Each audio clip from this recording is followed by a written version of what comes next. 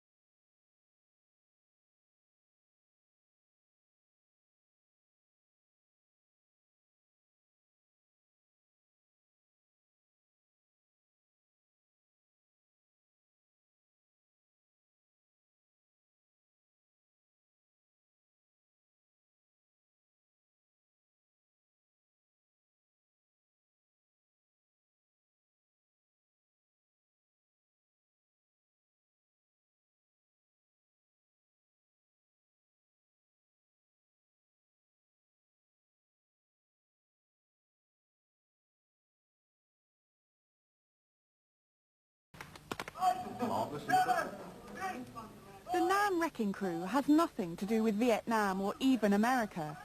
They come from Dartford. Tactical planning involves watching videos of their previous contests. All their finest moments have been captured on tape. What I'd like at Mayhem, on Sunday you was getting designated in certain players. Although there's room for improvement, they think their chances of winning are very good. We're supposed to be hot favourites, but I don't really take a lot of notice of that. Our game is based on aggression and discipline of the players. Our biggest rivals, I suppose, if you like, are called the Bart squad. Their game is based on the controlled approach and the organised approach to paintball. And this is the Bart squad, training in the jungles of Potter's Bar. They are the newest breed of paintball players, a team formed for competition rather than a group of friends playing a sport. So far, they've hit most of their targets by winning every tournament there is to win in this country. Captain Bart runs a tight ship. He's out to prove his team's superiority over the Wreckin crew. That's useless! Get off! Second group, get in position! Go! They play a similar game to us. They just, I think, our organisation towards the game is slightly better than us. It's slightly better than them. That's why we win. Because you know, you don't win a game by just playing well on the field. There's all the preparation to it beforehand. So we'll see if they get their act together this year. Our biggest fear is catching penalty points or whatever. Yeah. Bart is making every effort to get his act together. He and his teammates have embarked on a physical fitness regime designed to give themselves the edge in the woods. Moving over to their new guns. What guns are they using here? The rifle, actually. They run for the same purpose. Bart's life has been taken over by the desire to shine in paintball, and he believes his future lies in the sport. I think anyone that plays any sport would love to be paid to play it. So I'd love to be paid to go out training, to play every week. I'd love to be paid to coach. We do coach other teams, up-and-coming teams, so I'd love to be paid to play that. Other players also see themselves as the professionals. Pete Robinson has managed to assemble a life devoted to paintball. As founder member of the Wreckin crew, he has seen all the changes that have overtaken the game in the last few years. Teams are basically getting more disciplined and they're becoming more professional in the tactics that they employ to win games. And this is one of the transitions that's happened in the game in the last 3 years, that the teams now are becoming more Americanised in the way that they play and conduct themselves. Pete Robinson has made the most of this transition. Besides playing paintball, he is also earning a living from it. Paintball players come to the shop he runs for their equipment. Big boys need big toys, and there are prices to match as well. The range of guns on offer have become increasingly sophisticated. They can now cost up to £500 apiece. A cheaper gun at around £100 is now being manufactured at Pete's factory in Dartford. He can't fail to make money when combat gear can cost up to £1,000 even before firing a single paintball. big businesses are actually getting in on the supply of paint because all the paint that's brought into this country is from the States. There are millions of pounds to be made in this industry, and obviously millions of pounds attract big businesses. Paintball is now an industry with a £10 million a year turnover. It boasts its own specialist magazines. Here in Hackney Marshes, the largest of the 3 publications which service the game is Paintball Monthly. In just 1 year, it has built up a 24,000 circulation. In this country, I can see the competitive side of the game growing bigger and stronger. The arena ball, artificially man-made arena rather than the woodland game, I can see becoming stronger because it is easier to marshal and organise tournaments in that kind of environment. And then I see us, as we are, pushing into Europe and pushing out into the rest of the world until everybody's playing paintball. In a field near Sevenoaks, players prepare for the next stage in the paintball campaign. This is a practice contest for the UK Championships.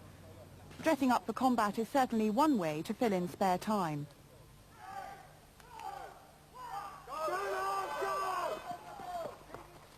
The Wreckin crew is playing a team called Bad Company.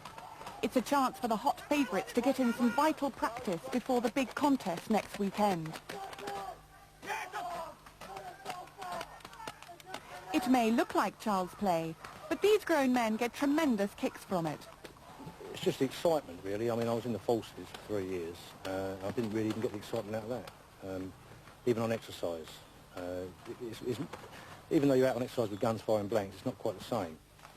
It's very competitive. It's out in the open. It's a good release. It's a game of wits, and you need to use a little intelligence. And it's an adrenaline buzz. There's no game like this. I played rugby. I've been an athlete. I've done a load of different sports, motocross, and there's no adrenaline buzz like it. Here, the dead walk away. But there are those who claim that such games bear too great a resemblance to the reality of war. Death, destruction, and the anguish of victims in wars like Vietnam are tragedies too horrific to be entertained within a game. For Len Aldis, from the peace group the Britain-Vietnam Association, war is not a game. He thinks paintball should be banned. I object to grown-up people thinking it's a game, shooting each other, even though at this moment it's with paintballs, because I don't think it can be classified as a game. Right? I think it's sick. The range of guns used in paintball, such as this one, the Phantom Tournament, and the predominance of combat gear, undoubtedly provide menacing overtones. But the players strongly defy what the critics say. While they take the game seriously, they maintain it's just that, a game, rather than reenacting any war. Why must people hark back to wars where people died? This is a game that we're playing. The sooner people appreciate that it's a game and remove it from the war games name tag that it first started out with, the better, as far as I can see. We want to move away from soldiers, we want to move away from war.